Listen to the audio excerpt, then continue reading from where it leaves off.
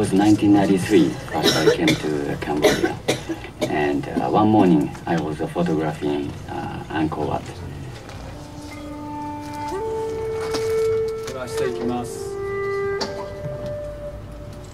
Few minutes later, I found myself surrounded by children. They are very cute, sweet, with shining bright eyes. But I noticed a few of the children didn't have an arm or legs, and I found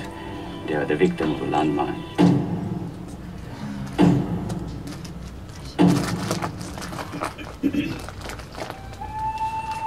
The second year when I came to Cambodia for photography again, I found a father and daughter.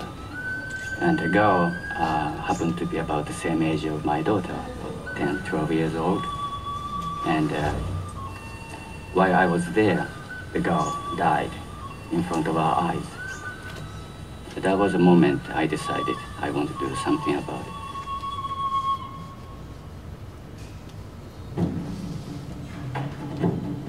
"30 years ago, the Khmer Rouge under Pol Pot devastated every aspect of Cambodian society. The murder of 2 million citizens destroyed the educated class, including medical professionals and their vital infrastructure. Only 40 of the 4,000 trained doctors survived this brutal rampage."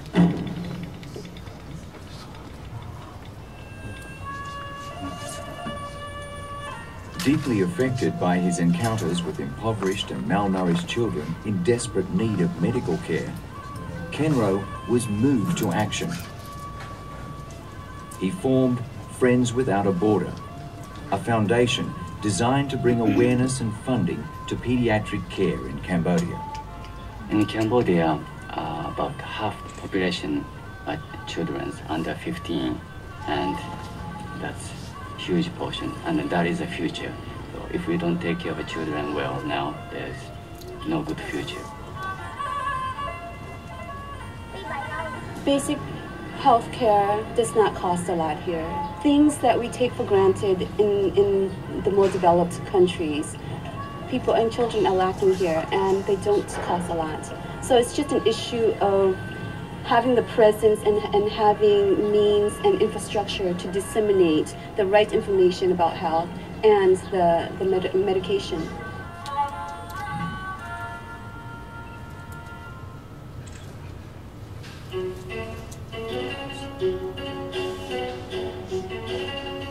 Using his photography to raise awareness, Kenro and Friends Without a Border were able to fulfill a dream in 1999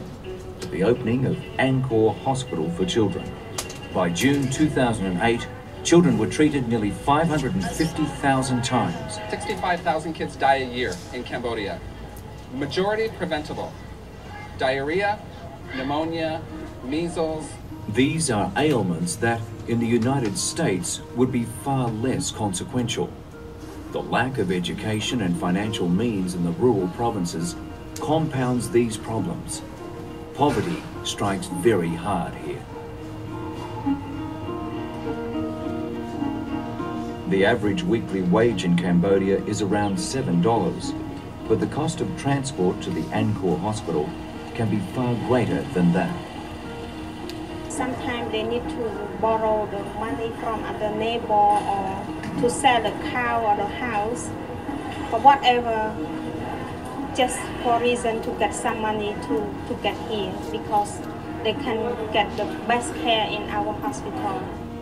This is Chuan Ah, one of the more fortunate ones to make it to the Angkor Hospital for Children.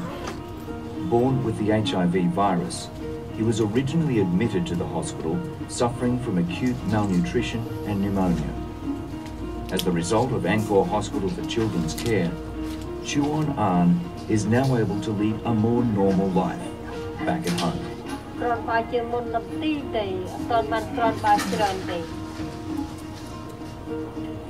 The accomplishments of Angkor Hospital for Children are drawing considerable international awareness. Former US President Bill Clinton was able to see firsthand the remarkable strides that Angkor Hospital for Children has taken. A visit to any children's hospital is always a moving experience, and the President's visit was no exception. President Clinton was inspired by the care and attention for sick children that is cultivated at Angkor Hospital for Children. His visit to the hospital gave hope and encouragement to patients and staff alike and left a lasting impression on all who witnessed it.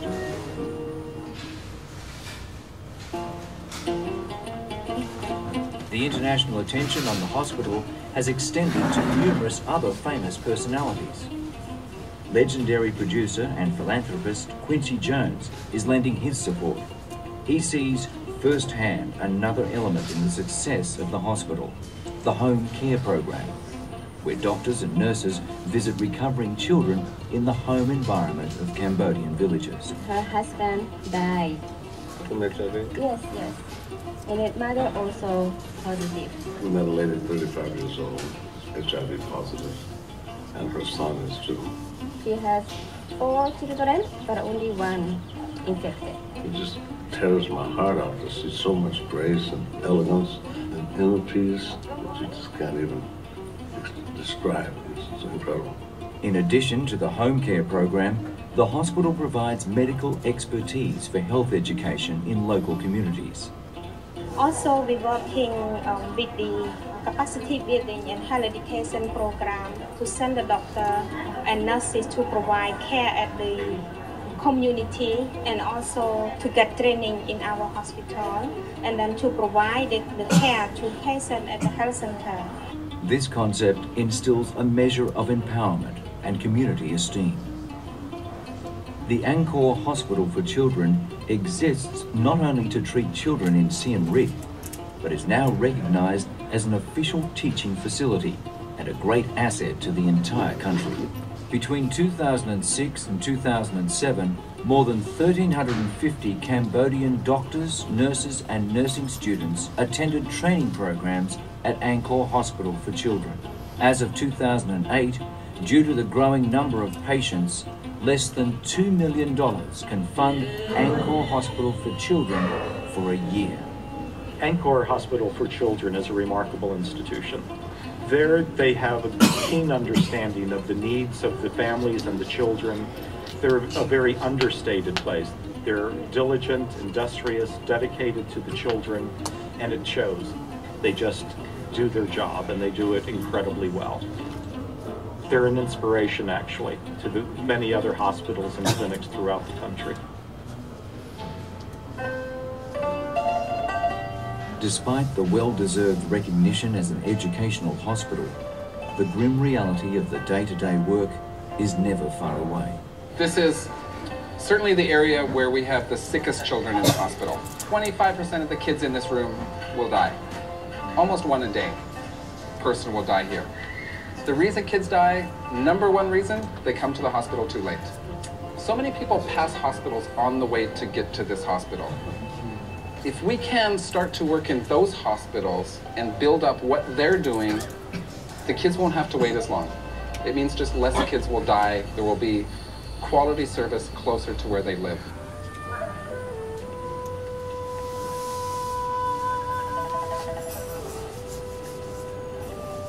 Other provinces in Cambodia have suffered dreadfully for the lack of pediatric facilities. Angkor Hospital for Children has proved to be such a success that it can now reach out to assist regional hospitals and drastically improve pediatric care. This reminds me Siem Reap Provincial Hospital. 13 years ago, first I came to visit. There are patients or empty beds, but really no pediatricians. As a typical government hospital, it lacks many basic necessities to provide even the most elementary health care. From the lack of supplies to the absence of doctors, these facilities struggle to meet the growing need. I like to see that we recruit a few of doctors and several of nurses from existing hospital here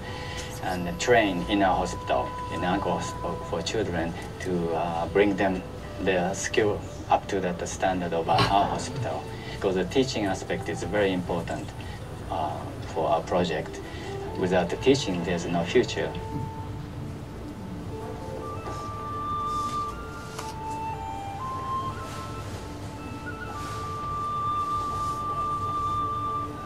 That future now seems more hopeful in many ways, in a country in dire need.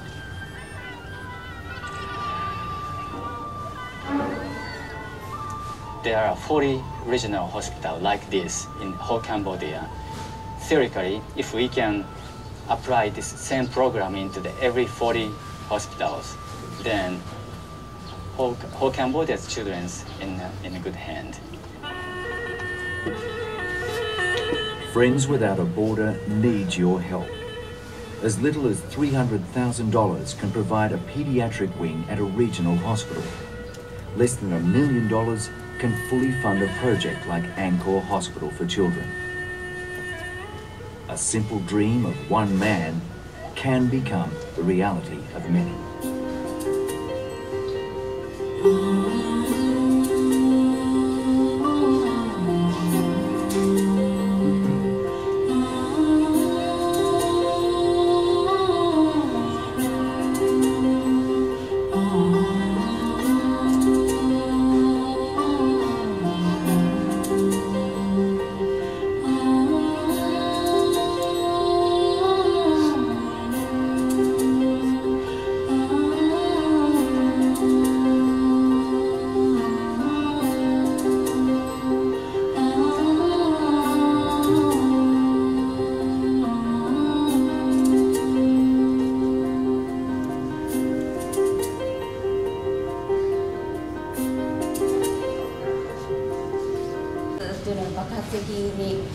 大発生したというのと、クラシック治療もそうなんですが、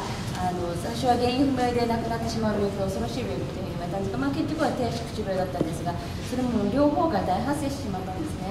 で、通常ですと、教室にしているところも病棟に変えたりとか、廊下中に患者さんがいるという状況もあったり、さらに加えて、小児科病院のモデルとしては、子どもの権利を守るということを世界で決められたルールがあります。それにのっとっていろんな外部対応もしていきましょうということになりまして、院内の見学が一切禁止になってしまったんですね。あと写真撮影、ビデオ撮影が禁止になってしまいましたので、ここだけで病院の中の様子を分かってくれというのはとても難しいことなんですが、その分皆さんからのご質問にはもう精一杯答えていきたいと思いますので、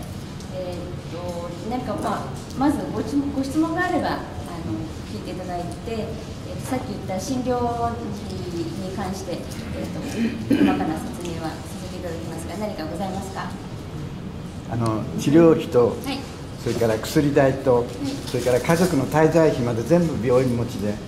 負担はかからないと聞きました。ちょっと違うんですが、一応、500リールというお金はいただいております。はい、というのは、一番これは最初からです。本当は無料で全部というふうに考えておりましたが、保健省の方から多少取っていただかないと、何でもかんでも来てしまうかもしれないということと、あとは、お金を出して取り入れた健康であるので、日頃気をつけましょうねという予防的な概念を持ってもらいたいと。ここ予防できる病気で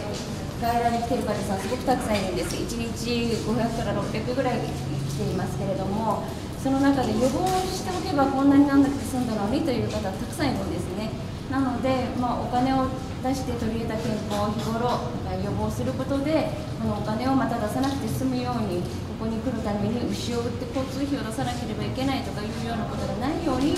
しましょうねというような、いろんな意味があって、一応少しのお金はいただくようにしています。ただしですね、もちろん払えない方もおりますので、そういう方にはじゃあやりませんよというわけにはいきません。払えない方ももちろん同様に、サービスは提供させていただいております。はい、で、その500例の中にじゃあ何が含まれているかというと、ほとんどは含まれないというのが現実ですね。栄養失調で鼻から管を通す、そこで栄養剤を入れるという治療がありますけれども、その鼻から入れるチューブだけで、その500レールぐらいはもう終わってしまうんです。だからいただいた分だけで治療させていただきますというと、チューブは入れたけど栄養剤入らないということになってしまうので、500リエルはあくまでも多少なりとも患者さんも自分の健康に、意識を向けてもらいたいというためのものですね。それ以外のお薬代とか、手術をしても一切エクストラでお金をいただくことはないです。500リエルってのは日本円でいくらですか？10円から今、何円ぐらいです？100円はない。10円だ。だからただそうですね。4000リエルが1ドルだ。1ドルです。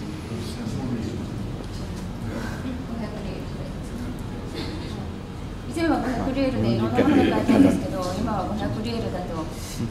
あんまり物が買えなくなって、昔私が来た当時は500リエルでお米が1キロは余裕で買えたんですが、今はとても買えないですね。今1キロ2000リエルぐらいに物価が上がってしまっているので、ここの町はものすごく発展急激にしたんですね。ただ一箇所一点集中型になってしまっているので、街の中皆さんが滞在されているようなところは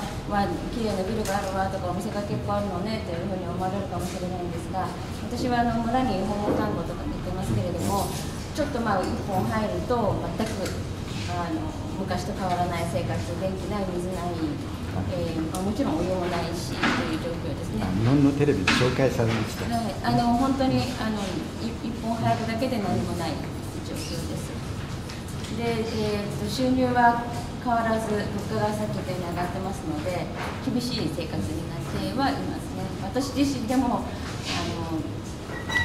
こから2キロちょっとしか離れてないところですが、家へ行く道は、メインの道からちょっと1本入っただけなんですけども、ガタガタでちょっと雨が降ればもうぐちゃぐちゃになっている状態ですし、お水は色ですし、茶色いお水が出てくることもたくさんありますし、もちろんお湯はないし、そういう状況ですので、こうやって表面だけ見て多分お金のない人たちなんか本当にいるのかしらというふうに思われるかもしれないんですが、ここはもうカンボジア人のための町ではなくて観光客のために作られた町というふうに思っていただいた方がいいかなというふうに思います。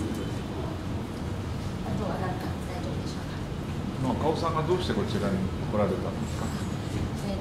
特別ここに来たかったということではなくてですね、ここにいる前はアメリカのハワイというところにいたんですが、そこで、看護師の免許を取る時の看護プログラムの校長先生がここの病院の、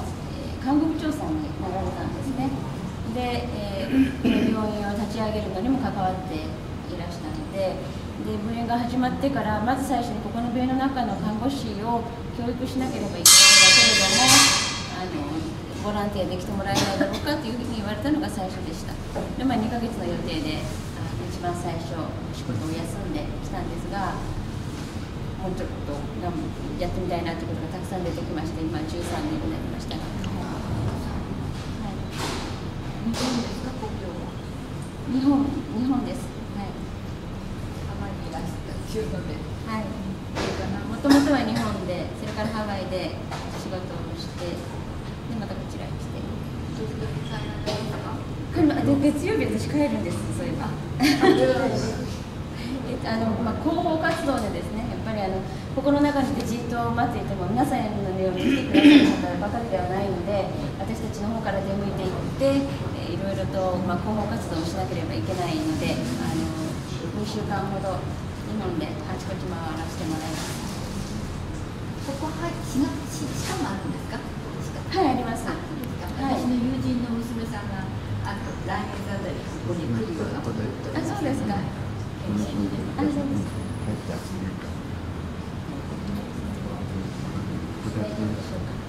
すいません、予防医療っていうことをおっしゃってたんですが、はい、ここが役割を果たすその予防医療的なもの、それからこう広く捉えて、どういったことが今一番必要なことだっていうのを予防医療で考えてますか？予防に関してはキャパシティビルディングっていうキャパシティビルディングヘルスエデュケーションプログラムといって、本当に予防にフォーカスをした村へ行って、予防教育をするというプログラムが別プロジェクトとしてあるんです。これはフレンド・ビザー・ボーダーというのが一つの団体だったんですね。それでアンコール小児病院、そして予防教育、治療するのがアンコール小児病院で、予防教育をするのがキャパシティビルディングというところがあって、地域にプライマリーケアの初期診療を司っているヘルスセンターだとか、軍の病院だとか政府の病院なんかがありますので、そういうところのスタッフ教育も合わせ、ここの病院で研修をさせて戻っていってもらい、そしてその管轄の、村で、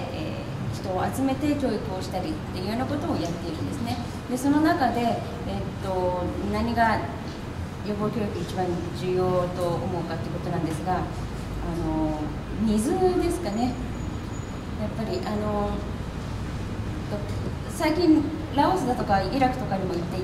アフリカにも行ってるんですけど、水があるところっていうのは比較的そのこう変な言い方ですけど潤って見えるというんでしょうかね。ラオスもかなり貧しいし医療レベルはかなり低いんですが、お水があそこは山からのお水があるので、とりあえずは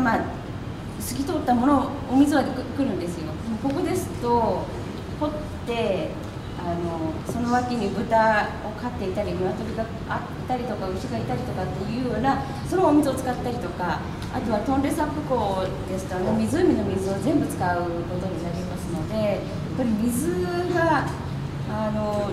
単なる水なんですけれども大きいかなというふうに思います。その水によって下痢を起こし脱水になって子供はすぐに死んでしまうので、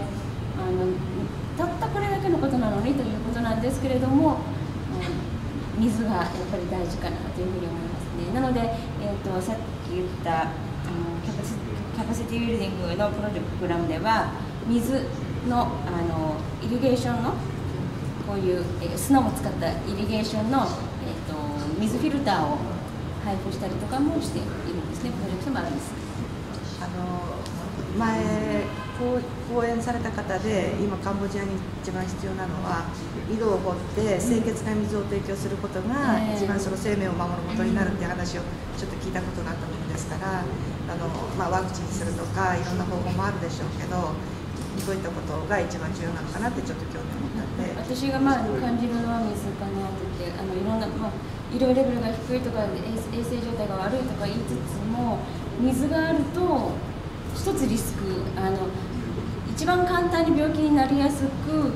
かつ重症になりやすいのは水なんじゃないかなというふうにすごく思うんですよね。だからその水があるところっていうのは一つリスクが下がるかなという感じがしています。井戸は何メーターぐらい掘ればきれいな水が出るんですか？場所によるんです。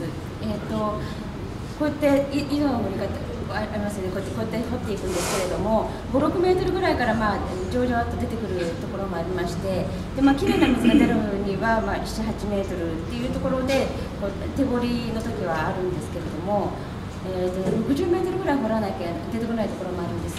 そういうところには大きな機械を持ってってやらなければならないので、その分コストもかかるし、60メートルここで掘ったけれども全く出ないということもあるので、そうするとまた別の場所でまた60メートル掘らなければいけないということもありまして、地域的に結構違いますね。私の方のクラブでプノンペン周辺ですけど、小学校にね10ぐらい井戸を作りましたけど、それは幸いにしてみんな使える水だったんですが、他のボランティア団体がやったのがね、かなりシャンが出てきて使えない。最近以前はですね、井戸を掘るところまでの支援っていうことになったんですけども、最近水が汚染されていることがすごくありますので、掘ってその水が質のいいものかどうかっていうところまで調べて OK であるならば使い出すという、もしダメだったらまた別なところを、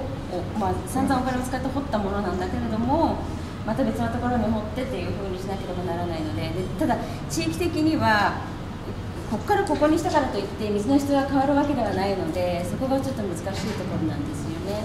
で1軒に1機はやっぱりどうしてもないので、大体10軒ぐらいで1機でみんなでシェアをするような形をとっています。汚染っていうのは何ですか？汚汚染。汚染というのはどういう工場排水とかですかね。最近工場ができてきてますので、ヒ素なんかが結構あとは昔の爆弾の名残だとかっていうこともありますね。ただでも最近すごく言われているのはトレサップ港周辺の湖にこう流されている工場排水とかですねっていうふうに言われております。だからそこから取れる魚もとても魚もすごく取れるところで美味しいところなんですけれども、そこから取れる魚もどうなんだろうかっていうような話も最近出てきてますし。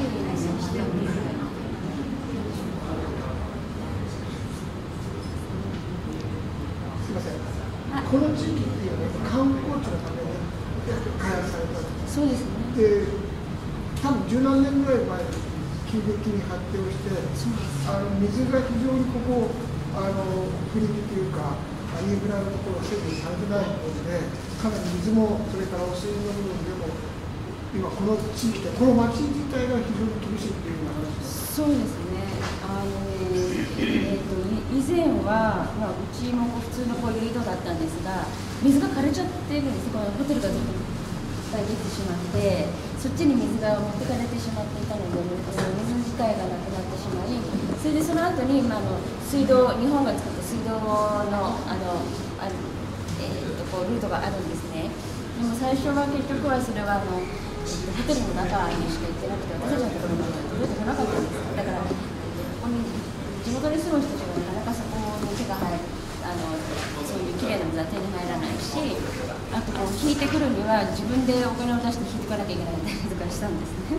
なのでなかなかその水が手に入らないということと、あと下水もそうなんですけれども、うちの病院ではこうフィルターをかけてこう流すようにしてるんですけれども、全てのところでそれをしているかどうかというのも、疑問もありますし、ここもうそろそろ終わっちゃったって感じがするんですが、3週間ぐらい前ものすごい雨が降ったんですけども、1回大雨とかあっと降るとすごい大洪水なんです、この周り。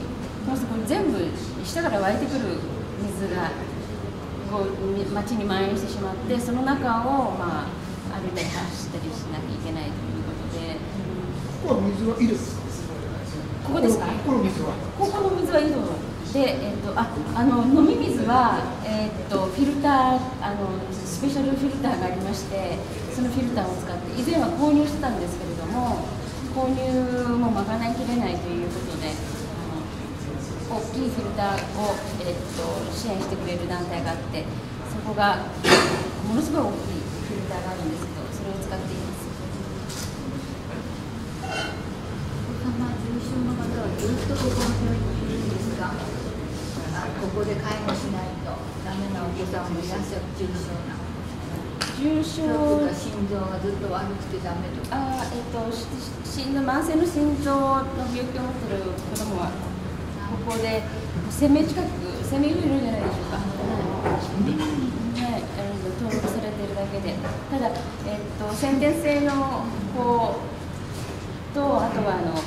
後天性のものがありますので、あとそういう状態を持ったまま大きくなってしまうと、心不全がひどくなってますので、手術ができるかどうかというふうなとても難しいところがありますね。ボタロウ管ってありますよね。赤ちゃんの時にある、心臓の一つの管があるんですけど、そこの指定に閉まるんですけど、それが閉まらない人もいるんです。それに関してはここでもううちの病院スタッフだけでできるようになって、で、去年からですかね、今年の初めからでしたかね、その他の心臓手術もどんどんやるようになってきました。それは海外から心臓外科チームが来て、でも手ほどきをしながら、いずれは自分たちでやっていかなければいけないものなので、手ほどきをしながらやっていくという状況ですね。ここは何歳くらいの方たちが？小児科なので16歳のお誕生日までというふうにはしてありますが、年齢がわからない人結構たくさんいるんですね。日本みたいに戸籍とかもないですし、住民票もないし、あとは生まれた出生届とかもないですから、16歳だって言われたら16歳なんだろうと思いますし、あと何月に生まれたとかっていうのも雨が降ってたなとか、お正月の頃だったとかっていうようなことが結構あるので、誕生日はこの病院に来たその日にしたりね、大体何年っていうのは結構覚えたりするんですね。ここと同じなんですよ。中国と同じなので、日本とほとんど同じですよね。十二支を使ってるので、年だったとかっていうと、数えて、じゃあ何年だなとで、どの時期だったかっていうのを聞いて大体でやったりっていうこともありますし、